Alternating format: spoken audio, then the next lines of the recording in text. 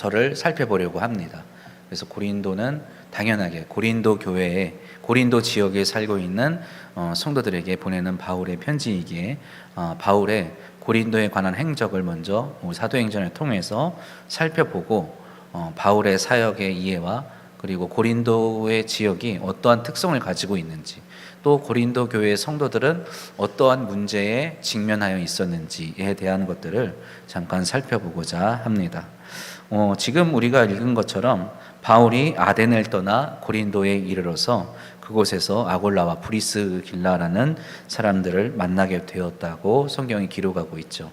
바울이 아덴을 떠나게 된 이유는 바울이 우리가 지난 시간에 살펴본 것처럼 데살로니가 지역에서 복음을 전하였는데 그곳에 있던 유대인들의 극심한 환난과 핍박을 피하여서 이제 그 마게도냐 지역에서 남쪽으로 계속해서 내려오게 되죠. 그런데 이 유대인들이 어떻게 합니까? 바울을 포기하지 않고 계속 쫓아오는 거예요. 쫓아와서 바울을 고소하고 감옥에 잡아넣으려고 계속해서 바울을 쫓아오게 되죠. 그래서 바울이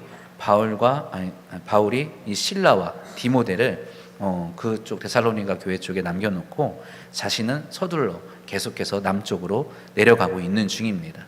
그래서 지도를 보시면 나중에 이제 제가 고린도 서를 시작할 때 다시 한번 지도를 통해 설명해 드리겠지만 갈라디아 지역에서 오늘날이 튀르키예 지역이죠. 갈라디아 지역에서 바다를 건너 넘어가면 이제 마게도냐 지역이 나오는데 마게도냐 지역의 가장 큰 도시가 빌립보, 데살로니가 이러한 지역이죠. 이러한 도시에서 이제 남쪽으로 내려오면 이제 마게도냐 남쪽에는 오늘날의 그리스라고 하는 나라의 지역입니다. 그래서 아가야 지방, 그때는 아가야 지방이라고 했는데 이 아가야 지방에서 가장 큰 도시가 첫째는 아덴이고 둘째는 고린도입니다. 그 순서는 바뀔 수도 있겠죠. 성향에 따라서 어떻게 다를지는 모르겠습니다만 이 아덴이라는 곳은 이 아가야 지방, 오늘날의 그리스 지역의 아주 고대로부터 이 로마 시대의 훨씬 이전부터 아주 오랜 역사를 가지고 있는 아주 고대 도시죠. 그래서 학문과 종교, 철학, 의학 모든 학문의 중심지이기도 한 곳입니다. 그래서 이 18장 앞에 17장 16절 이하에 바울이 이 아덴에 방문하여서 경험한 일들이 기록되어 있죠. 바울이 아덴에서 16절 보면 17장 16절에 보면 바울이 아덴에서 그들을 기다리다가 그 성에 무엇이 가득하다 우상이 가득한 것을 보고 격분하였다 이렇게 말을 하죠. 이 우상이 가득한 것은 이 당시 이 아덴이라는 곳이 원래 이 헬라 지역의 헬라 문화의 가장 중심지였기 때문에 이 헬라 지역에서 헬라의 영향을 받은 오늘 본문 말씀에도 헬라인이라는 사람들이 나오잖아요. 이 헬라의 문화를 받은 이 헬라인들이 섬기며 살고 있던 모든 신들이 어디에 있는 겁니까? 이 아덴이라는 도시에 다 모여 있는 거예요. 그래서 이러한 것들을 보고 바울이 격분하여서 이들과 아덴에 있는 사람들과 논쟁하게 되는데 18절 이하에 보면 철학자들과도 논쟁하는 것을 볼 수가 있죠. 이렇듯 아덴은 철학, 종교, 학문 이런 어떤 중심지로서 여러 가지 문화들이 이렇게 공존해 있다고 한다면 그쪽에서 아덴에서 서쪽으로 정서 방향으로 가면 고린도라는 지역이 나오는데 이곳은 상업의 중심지입니다. 그래서 이 고린도라는 지역은 이 서쪽으로는 로마의 본토인 이탈리아 반도가 있고 이제 동쪽으로는 지금 바울이 지금까지 거쳐왔던 아가야 지방, 마게도냐 지방, 그리고 아시아 지방, 더 나가서 이 바울이 원래 바울의 고향이었던 길리기아, 그리고 수리아, 그리고 이 유대 땅이 있는 이쪽 대륙을 연결하는 어떤 일종의 통로와 같은 곳입니다. 그래서 이 고린도 지역을 통과하지 않으면 이 이탈리아에서 오는 배가 남쪽으로 한참을 돌아서 가야 되는 거예요. 그런데 이 고린도 지역이 딱 그 길목에 있어서 운하를 파서 딱 고린도 지역을 지나가면 아주 짧은 거리를 지나갈 수 있게 되는 것이죠. 지도에 띄어드린 곳에 보면 맨 이쪽에 보면 고린도 지역이 나오는데 이 사진 바깥에 있는 지역은 이제 그 이탈리아 반도가 있는 지역입니다. 그래서 그쪽에서 넘어갈 때 이 고린도와 이 마게도냐 위에 있는 사이에 조그만 바다가 있죠. 조그만 바다를 통과만 한다면 아주 쉽게 이제 건너갈 수가 있는 겁니다. 그래서 이 고린도가 그 길목에 위치한 곳으로서 굉장히 상업적으로 무역의 중심지라고 할 수가 있는 곳이죠. 그리고 이후에 이제 우리가 또 본문에 살펴보겠지만, 그래서 이 고린도 지역의 서쪽으로 조금만 가면 또 항구 도시인 겐그레아라고 하는 곳이 있죠. 그곳도 역시 마찬가지로 이 길목을 지나다니는 사람들의 여러 가지 편의를 제공하면서 이제 무역 도시로서 성장하게 된 배경이 있습니다. 이러한 배경을 제가 설명드리는 이유는 고린도라는 지역이 본래는 로마 제국이 한참 확장을 할 때, 정복 전쟁을 할 때 이 이탈리아에 있는 로마 군들이 넘어오는 곳을 이 고린도 지역 사람들이 결사항전을 했다고 하죠. 그래서 이 그리스를 지키기 위해서 결사항전한 대가로 이 로마의 군대에 의해서 고린도 지역이 완전 멸망을 당합니다. 완전히 폐허로 만들어버려요. 그런데 이후에 우리가 잘 알고 있는 그 카이사르라고 하는 로마의 황제가 이 고린도 지역을 자신의 이름을 걸고 명예를 회복시켜 주죠. 그래서 이 카이사르가 이 고린도 도시를 다시금 재건하고, 그 재건한 지 100주년 되는 기념하는 그 해쯤이 바로 지금 바울이 고린도 선교를 하러 갈 즈음입니다. 그래서 이 고린도 이 지역은 이 그리스 지역, 아가야 지방, 그리스에 속한 땅이지만 그럼에도 불구하고 로마 제국 그리고 로마 황제의 어떤 그런 은혜를 입은 도시이기 때문에 그 고린도 도시의 특징이라고 한다면 로마의 모든 종교, 로마의 모든 신, 그리스의 모든 신이 함께 모여서 섬겨지고 있는 곳이었고, 더군다나 덧붙여서 자신들을 이렇게 지켜주고 이렇게 풍요로운 삶을 살게 해주는 로마 황제에 대한 충성이 매우 강한 곳이었다는 것이죠. 그래서 지금까지 바울이 방문했던 다른 도시들과 조금은 다른 어떤 특성을 가지고 있기 때문에 바울이 마주하고, 그리고 고린도 교회들이 성도들이 훗날 마주하게 되는 어려움이 조금 다른 겁니다. 그래서 우리가 이런 어려움들을, 어떠한 어려움들이 있는지, 어떤 문화들이 있었는지를 성경을 읽어가면서 한번 살펴보도록 하겠습니다. 우리가 살펴보기 전에 바로 앞에 이 우리가 읽은 1절, 2절, 3절 말씀을 제가 설명을 드리면 2절 말씀에 아굴라라 하는 본도에서 난 유대인 한 사람을 만났다고 하죠. 이 사람은 어디서 났다고요? 본도라고 하면 이쪽 이탈리아 반도에서 태어난 유대인이라는 것을 말합니다. 사도 바울도 유대인이지만 어디서 태어났죠? 길리기아 다소에서 태어났습니다. 수리아 지역에 있는 수리아 위쪽에 있는 길리기아 다소에서 태어난 사람이처럼 이 아굴라라는 사람도 유대인이지만 이 유대 땅에서 태어난 것이 아니라 로마에서 태어난 사람이죠. 유대인이지만 로마인처럼 살아갔던 사람입니다. 근데 이 사람이 그곳을 떠나서 이 고린도로 오게 된 이유가 나오는데 무엇입니까? 글라우디오가 모든 유대인을 명하여 로마에서 떠나라, 이렇게 했다는 거죠. 글라우디오는 그 당시 로마 제국을 다스리고 있던 황제입니다. 로마 황제가 그 당시에 이 예수님을 믿는 그리스도인들이 전 세계에 퍼져나가게 되면서, 이 전에 있던 사도행전을 우리가 살펴보면 그 전에 뭐가 있죠? 헤롯 아그리빠가 예수님의 제자들을 잡아다가 죽이기도 하고 감옥에 가두기도 하고, 베드로도 사형에 언도했지만 하나님께서 베드로를 풀어주셔서 도망을 칠 수 있었지 않습니까? 그 박해가 아주 극심해져서 이 그리스도인들이 유대 땅을 이제 벗어나서 온 세계로 뿔뿔이 흩어지게 됩니다. 가는 곳곳마다 무슨 일이 일어나느냐? 사도 바울이 당하는 것처럼 기존의 유대교를 믿는 유대인들과 마찰을 일으키는 거예요. 가는 곳곳마다. 그래서 유대인들은 그리스도인들을 핍박하고, 그리스도인들은 나름대로 자기의 신앙을 지키려고 그들과 또 계속해서 섞이지 않고 타협하지 않고 자신의 신앙을 지키면서 사회 속에서 문제를 일으키니까 이 크리스투스라고 하는 사람을, 이 크리스투스라는 자를 따르는 사람들, 그리스도인이죠.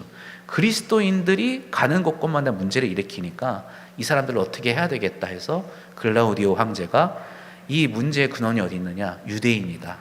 유대인들이 자기들끼리 서로 치고받는다 해서 유대인들을 다 추방을 시키죠. 그래서 그 추방령 때문에 이 아골라와 브리스길라 부부가 로마에서 쫓겨나서 이제 동쪽으로 계속 내려오는 겁니다. 내려오다가 바다를 건너서 이제 어디에 도착했어요? 고린도에 도착을 한 것이죠. 그리고 이 만남이 그냥 그들이 핍박을 피해서 온 그런 것이 아니라 하나님의 인도하심과 하나님의 섭리 가운데 있었다는 것이 이제 이후에 드러나게 되는 것이죠.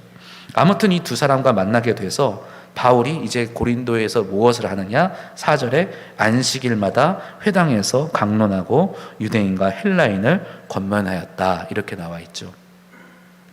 안식일마다 바울은 우리가 지난 시간에 살펴본 것처럼 가장 먼저 어떻게 한다고요? 그 지역에 있는 회당에 가서 자신의 동족인 유대인들에게 그리스도의 복음을 전하는 겁니다. 그런데 여기에 보면 특별히 헬라인들을 권면한다, 이런 말이 나와 있잖아요. 그러니까 이 헬라인들은 누구냐? 유대인이 아니지만 유대교를 믿기로 작정하고 회당에 나오는 사람들을 말하는 거예요.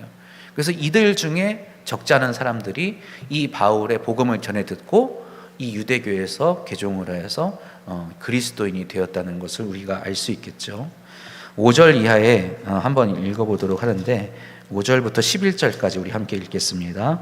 실라와 디모데가 마게도냐로부터 내려오매 바울이 하나님의 말씀에 붙잡혀 유대인들에게 예수는 그리스도라 밝히 증언하니 그들이 대적하며 이를 비방하거늘 바울이 옷을 털면서 이르되 너희 피가 너희 머리로 돌아갈 것이요 나는 깨끗하니라. 이후에는 이방인에게로 가리라 하고 거기서 옮겨 하나님을 경외하는 디도 유스도라는 하는 사람의 집에 들어가니 그 집은 회당 옆이라. 또 회당장 그리스보가 온 집안과 더불어 주를 믿으며 수많은 고린도 사람도 듣고 믿어 세례를 받더라. 밤에 주께서 환상 가운데 바울에게 말씀하시되 두려워하지 말며 침묵하지 말고 말하라. 내가 너와 함께 있음에 어떤 사람도 너를 대적하여 해롭게 할 자가 없을 것이니 이는 이 성 중에 내 백성이 많음이라 하시더라. 1년 6개월을 머물며 그들 가운데서 하나님의 말씀을 가르치니라. 아멘. 11절에 나와 있던 것처럼 바울이 이 고린도 지역에 1년 6개월을 머물렀다고 하죠. 바울의 어떤 1차, 2차 어떤 선교 사역을 통해서 보면 이 시기가 바울이 가장 오래 머물렀던, 처음으로 한 지역에 오래 머물러서 있었던 순간이기도 합니다. 그래서 어떤 성경학자들은 이 지역에서만큼은 바울이 선교사로서가 아니라 어떻게 보면 목회자로서 어떤 사역을 하지 않았을까 하는 어떤 그런 말을 하기도 하죠. 아무튼 1년 6개월이라는 긴 시간 동안 복음을 전하고 가르치고 하면서 그 고린도 지역에 많은 사람들이 예수 그리스도의 복음을 영접하고 그리스도인이 되었다는 것을 알 수가 있죠. 처음에는 유대인들에게 전했지만 당연하게도 그들이 그것을 거부하게 되자 바울은 이내 그 발걸음을 돌이켜서 이제 이방인들에게로 향하게 되는데 7절에 보면 디도 유스도라고 하는 사람이 집이 회당 옆에 마침 있었다고 하죠. 그래서 이 고린도 지역은 많은 인구들이 그 당시에 추산으로는 20만 명이 있었다고 하죠. 굉장히 옛날인데 20만 명이 모여 살았다고 한다면 굉장히 많은 인구 아닙니까?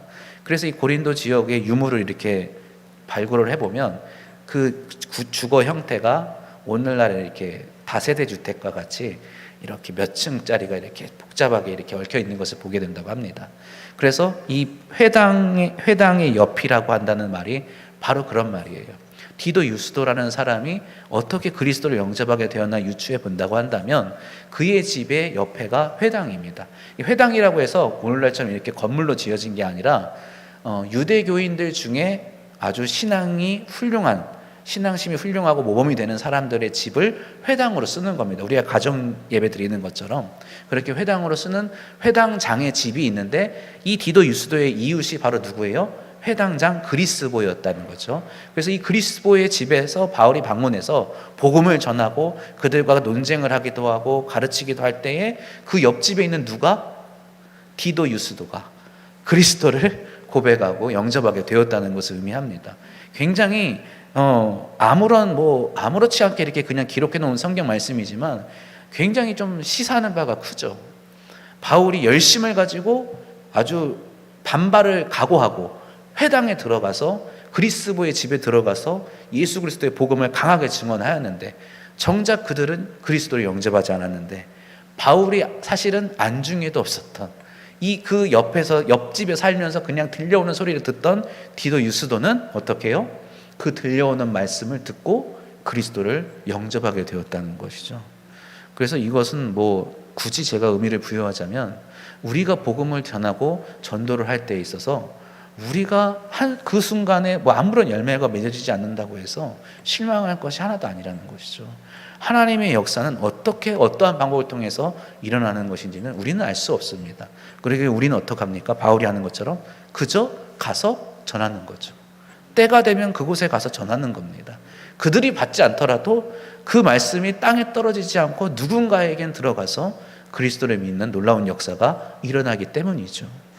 아무튼 간에 그렇게 해서 그 회당에 있는 많은 사람들이 예수님을 영접하지 않았지만 디도 유스도와 그리고 그 회당으로 내어줬던 그 집주인 그리스보는 온 집안과 함께 더불어서 예수를 믿게 되었다라고 성경은 기록을 합니다.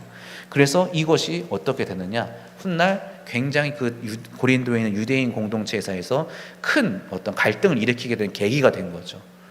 쉽게 말하면 그럴 일이 없겠지만 광남 장로교회 담임 목사가 교회를 사임하고 다른 데로 가는 거예요. 그러니까 다른 종교를 믿는 거죠. 그 정도의 충격적인 사건입니다. 회당장이라고 한다면 교회 목사 혹은 교회 장로님과 같은 위치에 있는 사람인데 그 사람이 자신이 회당장으로서의 어떤 직임까지 내어던지고 포기하고 예수를 믿는다? 굉장히 이거는 큰 충격적인 사건이라고 하는 것이죠. 그래서 이것을 가지고 고린도에 있는 유대인들이 큰 적대심을 갖죠. 그 바로 뒤에 보면 이제 바울을 고소하게 됩니다. 12절부터 17절까지 함께 읽겠습니다. 갈리오가 아가야 총독되었을 때에 유대인이 일제히 일어나 바울을 대적하여 법정으로 데리고 가서 말하되 이 사람이 율법을 어기면서 하나님을 경외하라고 사람들을 권한다 하거늘 바울이 입을 열고자 할 때에 갈리오가 유대인들에게 이르되 너희 유대인들아 만일 이것이 무슨 부정한 일이나 불량한 행동이었으면 내가 너희 말을 들어주는 것이 옳거니와 만일 문제가 언어와 명칭과 너희 법에 관한 것이면 너희가 스스로 처리하라. 나는 이러한 일에 재판장 되기를 원하지 아니하노라 하고 그들을 법정에서 쫓아내니 모든 사람이 회당장 소스데네를 잡아 법정 앞에서 때리되 갈리오가 이 일을 상관하지 아니하니라. 아멘.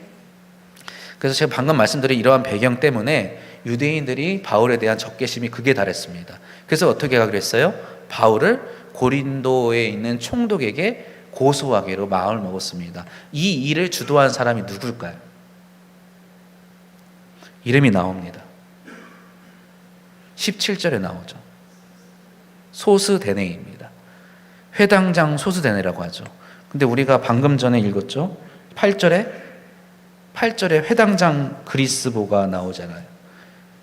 왜 회당장에 두 명입니까? 그리스보가 예수님을 영접하고 그리스도인이 되었기 때문에 이제 그가 회당장의 자리를 박차고 나갔으니까 그 후임 빈 자리를 이 소스데네라는 사람이 맡아서 뒤를 이어서 회당장을 맡은 겁니다. 그리고 이 소스데네가 해야 되는 일은 뭐예요? 이 고린도 지역에 있는 이 유대인 공동체, 유대교 공동체를 지금 어지럽히고 있는 바울을 해결하는 거죠. 바울의 문제를 해결하는 겁니다. 그래서 소스데네를 중심으로 유대교의 지도자들이 이 총독인 갈리오에게 찾아가서 바울을 고소하는 거죠. 그래서 다른 지역에 데살로니가 지역의 다른 지역에서도 이런 일들이 비일비재했었는데 그곳에서는 이 일들이 받아들여져서 그리고 본래 유대에서도 이 일이 받아들여지면 어떻게 됩니까? 예수님의 제자들이 핍박을 당하고 감옥에 갇히고 그리고 바울과 실라도 감옥에 갇힌 적이 있지 않습니까? 그럴 이렇게 하려고 했는데 오히려 어떤 일이 일어납니까? 14절 말씀 바울이 입을 열고자 할 때 바울이 그거에 대해서 항변을 하려고 하는데 갈리오가 막습니다. 그리고 뭐라고요? 이 일은 내가 나설 일이 아니다. 왜 그렇습니까? 고린도라는 지역은 제가 아까 말씀드렸다시피 많은 종교 많은 신들이 다 함께 모여서 각양각색의 종교를 가지고 있는 사람들이 살아가고 있는 공간이에요. 그래서 총독 갈리오 입장에서 보면 어떻습니까? 유대인들이 기존의 유대교를 믿던 새로 그리스도교를 믿던 상관할 바가 있다 없다? 없다는 거예요. 갈리오가 중요하게 생각하는 건 뭐예요? 소란을 일으키는 겁니다. 근데 소란은 누가 일으킵니까? 바울이 일으키는 거예요? 이 유대교인들이 일으키는 거예요? 유대교인들이 소란을 일으키죠. 그래서 소란을 일으키지 말라고 법정에 쫓아내니까 17절에 모든 사람, 여기서 모든 사람은 헬라인들을 말하는 거예요. 고린도 사람들을 말하는 거예요. 고린도 사람들이 유대교 회당장 소수대네를 잡아서 법정 앞에서 때리는 겁니다. 소란 피우지 말라고 때리는 거예요. 오히려 여기는 어때요? 고린도 지역은 지금 그래서 유대교인들을 편을 들어주는 게 아니라, 바울을 핍박하는 게 아니라 서로를 그냥 인정하고 말썽 부리지 말아라. 우리 지금 고린도는 각자의 종교를 존중하면서 살아가는 곳이니까 서로 어떻게 하지 마라. 간섭하지 말아라. 간섭하는 너희가 책임이 있다 하고 소수대네를, 유대교 회당장 소수대네를 매질을 하면서 때리는 거죠. 그래서 이러한 장면들을 통해서 이 고린도 이 지역에 어떠한 특색이 있는지를 우리가 좀 파악할 수가 있는 것입니다. 그래서 이러한 것을 통해서 우리가 또 고린도서를 통해서도 보면 알겠지만, 이 고린도 교회 성도들이 마주하는 문제가 무엇이냐?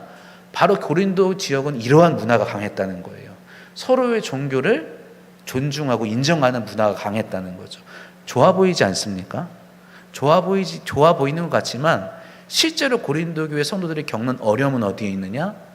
야, 너 예수 믿는 거 그래, 예수 믿어. 예수 믿는 건 좋은데 내가 믿는 신도 존중해줘. 이런 거라는 거죠. 근데 존중하는 거는 그냥 존중으로 그치면 다행인데, 이 고린도에서 성행하고 있던 종교의 어떤 그런 문화가 어떤 것이냐, 고린도서에도 나와 있지만 그들에게 그냥 그러니까 우리식으로 예배만 드리는 것이 아니라 신에게 제사를 드리고, 제사를 드린 음식을 같이 나눠 먹고, 그걸 통해서 또 잔치를 하면서 술을 마시고 여러 가지 일들을 한다는 거죠.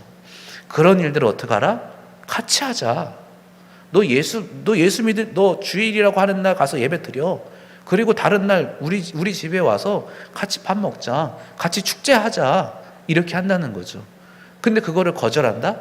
나는 예수 믿으니까, 나에게 오직 주님은 예수님이시니까 나는 그런 거 절대 안 믿겠어 하는 사람은 어떻게 한다고요?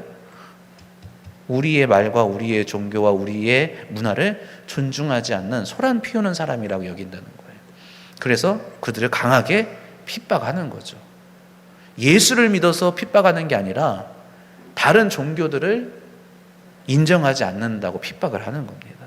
조금 맥락이 다르죠. 다른 지역과는 좀 성향이 다릅니다. 그래서 고린도 교회에 보내는 편지에서 바울이 주구장창 강조하는 것이 뭐냐? 그럼에도 불구하고 우리는 주 안에서 구별되어야 한다는 거예요. 성결해야 한다는 거죠. 그것이 힘든 삶이에요. 고린도에서는 그것이 너무나 힘듭니다. 왜요? 시장만 나가더라도 고린도서에서 뭐가 나오죠? 시장에 나가서 고기를 사 먹으려고 해도 고기가 다 뭐예요? 우상에게 바쳐진 것들이라는 거죠. 우상에게 소를 바칩니다. 돼지를 바쳐요. 뭘 바쳐요? 막 바치고 났는데 그거를 거기서 다 처리를 못하니까 어떻게 해요? 신전에서 시장에 갖다 팔아요. 시장 상인에게 고기를 넘기죠. 그럼 시장들이 그거를 가져다가 도매로 사서 소매로 파는 거예요. 그럼 소비자, 그 도시 사람들은 고기를 사러 가서 소고기 한 근 주시오고 샀는데 이게 뭐예요? 우상에게 바쳐진 제물이라는 거예요. 그리스도인들도 고기를 먹어야 될 거 아닙니까? 밥을 먹어야 되잖아요. 가서 시장에 가서 뭘 샀는데 나는 전혀 의도하지 않았는데 그것이 우상의 신전에서 바쳐졌던 것이라는 거예요. 그런 어떤 상황 속에서 그리스도인들이 어떻게 자신의 신앙을 지키며 살아가야 하느냐고 문제를 겪게 되는 것이죠. 그래서 어떤 이들은 그래, 여기는 원래 고린도는 이런 곳이야. 내가 예수 믿지만 내 친구는 나는 다른 신을 믿고 또 내 이웃은 다른 종교 믿으니까 서로 그렇게 사이좋게 지내면 되지. 이렇게 해서 그리스도인으로서 구별되지 않은 삶을 살아가는 사람들이 있었다는 거예요. 내가 예수는 믿는데 술 취하고 방탕하고 향락을 즐기는 사람이 있었다는 거죠. 그 사람이 쾌락을 좋아해서라기보다는 그 지역의 문화가 그러한 문화라는 거예요. 그래서 그런 것들을 구별하지 않고 그냥 살아가는 사람이 있었고, 또 어떤 사람들은 그럼에도 불구하고 내가 어떻게 하면 구별된 삶을 살아야 할까 근심 걱정하면서 때로는 시장에 가서 고기 하나 사는 것도 이거 우상에 바쳐진 것인지 아니면 제대로 그냥 깨끗한 것인지 전전긍긍하면서 물어보면서 먹고, 만약에 그런 거 못 구하면 어떻게 해요? 먹지 않고 나만 안 먹으면 좋은데 또 뭐라고 합니까? 옆에 있는 성도들한테 너 그거 우상에 바쳐진 거 왜 먹고 그러냐? 너 그러면 되겠냐? 너 주님이 기뻐하실 것 같아? 서로 또 이렇게 또 불화가 생기고 이러한 문제가 있었다는 거죠. 그래서 이러한 문화가 고린도 교회의 고린도 지역의 문화였고 고린도 교회 성도들이 겪는 어려움이었다라는 것을 우리가 알 수 있습니다. 18절로 23절까지 우리 함께 읽겠습니다. 바울은 더 여러 날 머물다가 형제들과 작별하고 배 타고 수리아로 떠나갈새 브리스길라와 아굴라도 함께 하더라. 바울이 일찍이 서원이 있었으므로 겐그레아에서 머리를 깎았더라. 에베소에 와서 그들을 거기 머물게 하고 자기는 회당에 들어가서 유대인들과 변론하니 여러 사람이 더 오래 있기를 청하되 허락하지 아니하고 작별하여 이르되 만일 하나님의 뜻이면 너희에게 돌아오리라 하고 배를 타고 에베소를 떠나 가이사랴의 상류가에 올라가 교회의 안부를 물은 후에 안디옥으로 내려가서 얼마 있다가 떠나 갈라디아와 부르기아 땅을 차례로 다니며 모든 제자를 굳건하게 하니라. 아멘. 아까 보여드린 그 지도를 한번 다시 보시면 바울이 처음에 고린도 교회를 방문하기까지는 어떻게 갔어요? 어떻게 갔죠? 1차 선교 여행 때 그 구브로에서 바다를 건너 갈라디아 지방으로 올라가서 그 갈라디아 지역을 처음 방문했죠. 그래서 그 비시디아 안디옥을 비롯해서 더베, 루스드라 이러한 지역을 두루 다니면서 교회를 세우고 다시금 돌아옵니다. 그리고 이제 2차 선교 여행 때는 구브로를 가지 않고 배를 타지 않고 걸어서 육로로 이제 자신의 고향인 길리기아 지역을 지나서 갈라디아 지역으로 걸어가죠. 그리고 갈라디아 지역을 두루 다니면서 선교를 하려고 했지만 성령께서 어떻게 하셨어요? 그렇게 하지 않도록 막으시고 마게도냐로 건너가게 하시죠. 그래서 갈라디아 지역에서 마게도냐로 건너가서 마게도냐에서 핍박과 환난 때문에 점점 남쪽으로 내려와서 아덴과 고린도까지 이르게 됩니다. 그러고 나서 이제 오늘 지금 우리가 읽은 18절 이하의 말씀은 다시금 바울이 돌아가려고 할 때에는 이렇게 자신이 걸어왔던 곳을 되돌아서 걸어가는 것이 아니라 육로로 가는 것이 아니라 배를 타고 한 번에 바다를 건너서 고린도에서 에베소 지역, 그러니까 갈라디아에 있는 그 아시아 지역으로 넘어가게 되는 것이죠. 그래서 에베소 지역으로 갈 때에 아까 고린도에서 만났던 브리스길라와 아굴라 이 두 사람을 데리고 에베소로 가게 됩니다. 그래서 에베소에서 이 둘을 남겨놓고 그곳에 이들을 맡겨두고 내가 하나님의 뜻이 있으면 다시 돌아오겠다라고 이제 약속을 하고 다시금 거기서 배를 타고 바로 곧장 이 예루살렘 근방에 있는 가이사랴로 배를 타고 오게 되는 것이죠. 그래서 돌아오는 길은 배를 타고 금방 이렇게 돌아오게 됩니다. 그리고 우리가 읽은 23절에 있는 말씀, 얼마 있다가 떠나 갈라디아와 부르기아 땅을 차례로 다니며 모든 제자를 굳건하게 한다는 이 말씀은 바울의 이제 3차 선교 여행이 시작되는 것을 말하는 것이죠. 그리고 그 잠깐의 그 사이에 일어난 일이 하나 있는데 24절로 28절에 있는 말씀이죠. 함께 읽겠습니다. 알렉산드리아에서 난 아볼로라 하는 유대인이 에베소에 이르니 이 사람은 언변이 좋고 성경에 능통한 자라. 그가 일찍이 주의 도를 배워 열심으로 예수에 관한 것을 자세히 말하며 가르치나 요한의 세례만 알 따름이라. 그가 회당에서 담대히 말하기를 시작하거늘 브리스길라와 아굴라가 듣고 데려다가 하나님의 도를 더 정확하게 풀어 이르더라. 아볼로가 아가야로 건너가고자 하므로 형제들이 그를 격려하며 제자들에게 편지를 써 영접하라 하였더니 그가 감에 은혜로 말미암아 믿은 자들에게 많은 유익을 주니 이는 성경으로서 예수는 그리스도라고 증언하여 공중 앞에서 힘있게 유대인의 말을 이김이러라. 아멘. 그리고 설명하기 쉽게 19장 우리 7절까지 함께 다시 한번 읽겠습니다.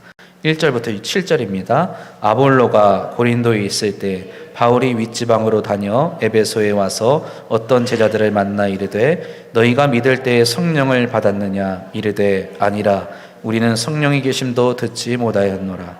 바울이 이르되 그러면 너희가 무슨 세례를 받았느냐? 대답하되 요한의 세례니라. 바울이 이르되 요한이 회개의 세례를 베풀며 백성에게 말하되 내 뒤에 오시는 이를 믿으라 하였으니 이는 곧 예수라 하거늘 그들이 듣고 주 예수의 이름으로 세례를 받으니 바울이 그들에게 안수함에 성령이 그들에게 임하심으로 방언도 하고 예언도 하니 모두 12사람쯤 되니라. 아멘.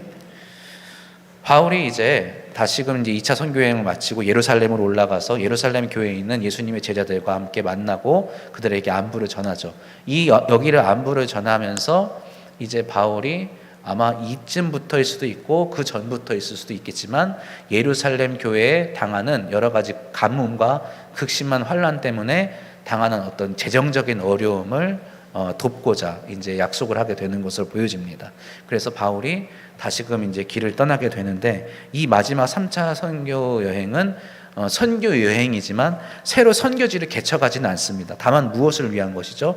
그의 가장 주된 목적 중에 하나가 예루살렘 교회를 위한 연보, 돕는 것을 모으는 일을 하는 것으로 이제 선교 여행의 목적을 삼는 것이죠. 지금까지 자신이 세운 교회, 자신이 복음을 전한 곳에 두루 다니면서 자신의 제자들을 방문해서 예루살렘 교회를 위한 도움을 요청하는 것이죠.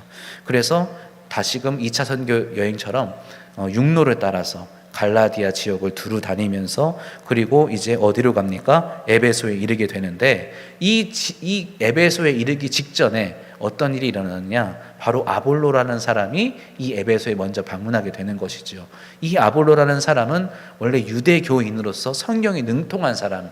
여기서 성경이 능통하다는 것은 구약에 있는 말씀을 아주 잘 알고 있다는 말이에요. 그래서 구약에 있는 말씀을 잘 알면 당연히 무엇을 바랍니까? 메시아를 알고 있는 사람이에요. 근데 메시아에 대해서 정확히 알지 못하는 거죠. 그래서 이 아볼로를 데려다가 어떡합니까? 브리스길라와 아굴라가 그 당신이 알고 있는 그 메시아, 성경에서 구약에서 말하고 있는 메시아가 누구다? 예수 그리스도다. 이것을 풀어서 가르치죠. 그래서 이 가르침을 얻고 아볼로가 이것을 더 배워서 더 유익을 주기 위해서 길을 떠나려고 하는데 27절에 아볼로가 아가야로 건너가고자 한다 했을 때 형제들은 아마 브리스길라와 아굴라뿐만 아니라 에베소에 있는 성도들 중에 몇몇이었을 걸로 알고 있습니다. 그래서 이 사람들이 추천해서 어디로 건너가요? 아가야 지방. 바울이 돌아왔을 때처럼 그 배를 타고 아덴과 고린도 지역으로 건너가는 거죠. 그래서 고린도 교회에 가서 아볼로가 자신이 알고 있는 성경에 대한 것들을 복음과 접목시켜서 어떻게 해요? 그들에게 가르치는데 그의 가르침이 어때요? 어떻다고 하죠? 24절에도 이 아볼로라는 사람의 특징이 뭡니까? 언변이 좋고 성경에 능통하다. 그리고 28절에도 힘있게 유대인의 말을 이긴다. 그가 어떤 이런 말하고 가르치고 논증하는 데 있어서 탁월한 사람이었던 것 같아요. 그래서 굉장히 그것이 큰 매력으로 다가왔을지도 모릅니다. 그래서 고린도 교회에 가서 예수님의 복음에 대한 것들을 가르칠 때에 고린도 교회 성도들이 이거에 굉장히 큰 감동을 받았던 것 같아요. 그래서 이것도 좋은 것으로 끝나면 좋겠지만 이제 고린도 교회에 당하는 문제 중에 하나가 무엇이죠? 나는 게바다. 나는 바울이다. 나는 아볼로다. 서로가 따르는 사람들이 파당을 만들어가지고 갈등을 일으키게 되는 것이죠. 그래서 여기에 나오는 사람들이 이러한 어떤 배경을 가지고 지금 활동하는 것을 보게 됐죠. 이제 아볼로가 고린도로 떠나고 나서 바울이 에베소에 도착을 합니다. 그리고 도착했을 때 바울이 보니까 이 아볼로와 함께 왔던 사람들인 것 같아요. 그들이 어때요? 지금 아볼로처럼 성경은 알고 있는데 세례 요한의 세례까지만 알고 있는 거예요. 세례 요한의 세례까지만 안다는 것은 무엇입니까? 성취된 예수 그리스도의 사역에 대해서 잘 알지 못한다는 거예요.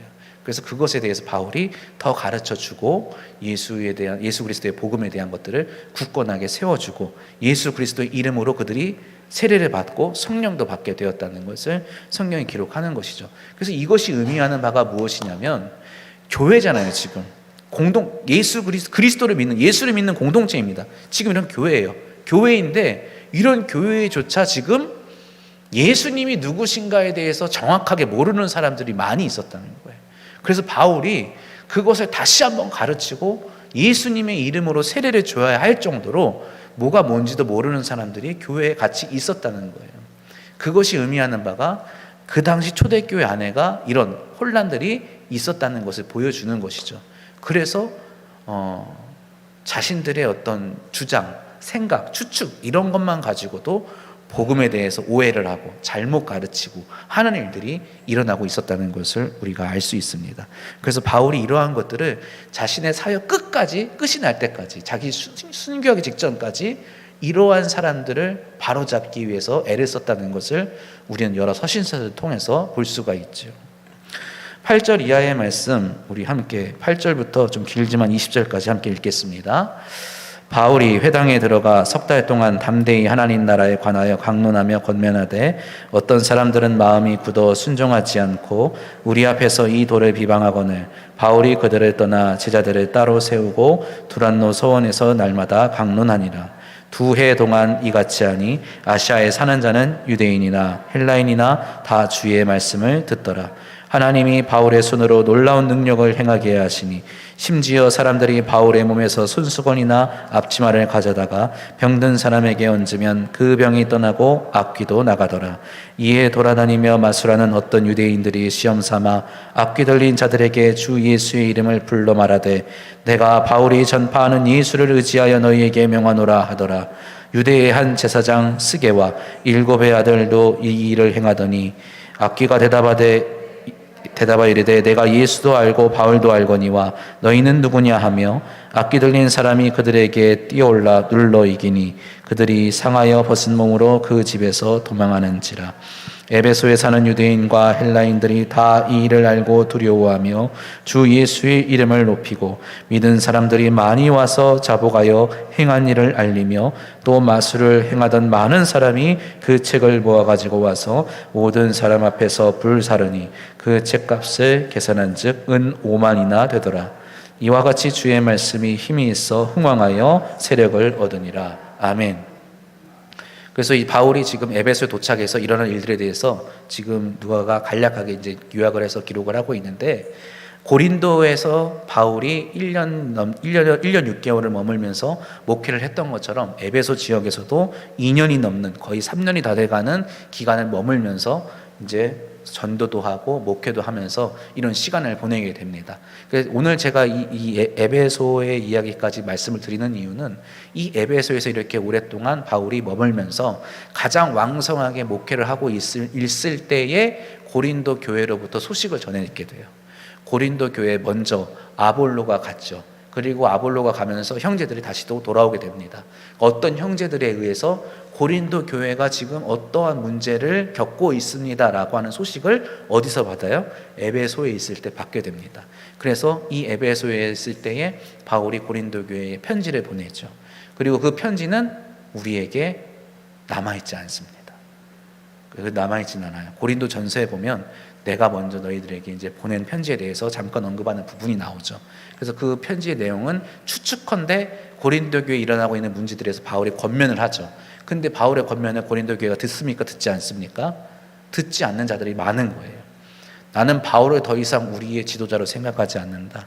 우리에게는 더 훌륭한 지도자가 있다. 베드로도 있고 아볼로도 있고 나는 아무개도 있다. 나는 그런 사람의 말을 듣지 않는, 나는 오직 그리스도만 섬기는 사람이다. 이런 식으로 바울의 어떤 권면을 순종하지 않는 자들이 많아졌다는 거죠. 그래서 바울이 에베소에서 눈물을 머금고 이 고린도 교회를 향한 고린도 전서를 써서 보내게 되죠. 그리고 안 되겠다, 이대로 있으면 안 되겠다 해서 에베소를 떠나서 이제 고린도를 방문하는데, 아까 제가 말씀드린 것처럼 3차 선교여행의 목적이 뭐라 그랬죠? 예루살렘 교회를 돕는 일이었어요. 그래서 마음 같아서는 바로 배를 타고 고린도로 넘어가고 싶지만 자신의 그 목표가 있기 때문에 시간이 오래 걸리지만 이 갈라디아 북부를 지나서 마게도냐를 지나서 아가야로 가는 길을 선택하게 되죠. 그래서 그 길을 걸어가는 중에 데살로니가 지역쯤에서 고린도 교회 답신을 받고 거기서 후서를 씁니다. 그래서 후서를 쓰고 보내고 그때 이제 문제가 거의 다 이제 해결되는 것으로 보여지면서 고린도 교회에 도착했을 때는 바울의 그런 우려와 그런 염려가 어때요? 대부분 해결이 된 것으로 보여지죠. 그래서 바울이 그 고린도 교회에서 성도들과 여러 가지 어려운 문제들을 다 해결하고 교회를 다시 안정화시키고 기쁜 마음으로 있는 가운데 쓴 서신서가 로마서입니다. 로마서에서는 이런 어려움들 다 딛고 이제 내가 어떻게 말합니까? 이 예루살렘 교회를 위한 연보를 잘 모았으니까 이거를 예루살렘에 건네주고 다시금 돌아와서 어디로 가리라? 로마에 있는 너희에게로 가리라. 이런 이제 편지를 쓰게 되는 것이죠. 그래서 지금 우리가 오늘 살펴본 내용처럼 고린도 교회, 고린도 지역의 어떤 그런 문화적인 종교적인 특성, 그리고 바울의 어떤 선교지에 대한 어떤 여러 가지 선교 활동에 대한 어떤 특성들을 함께 살펴보고, 이러한 가운데 멀리 떨어져 있는, 굉장히 멀리 떨어져 있지 않습니까? 지금 고린도와 에베소는 멀리 떨어져 있는 가운데 당장이라도 가서 문제를 해결하고 싶지만 자기에게는 예루살렘 교회를 향한 책임이 있는 거예요, 지금. 그래서 빨리 갈 수 없는 자신의 어떤 그런 상황 가운데서 애타는 마음으로 고린도 교회 성도를 향하여 쓴 서신서가 고린도 전서와 후서라는 것을 우리가 알고, 다음 시간에 이제 고린도 전서 후서를 살펴보면서 그 고린도 교회의 문제, 그리고 그것을 통해서 우리가 얻게 되는 어떤 신앙의 유익에 대해서 살펴보도록 하겠습니다. 기도합니다. 하나님,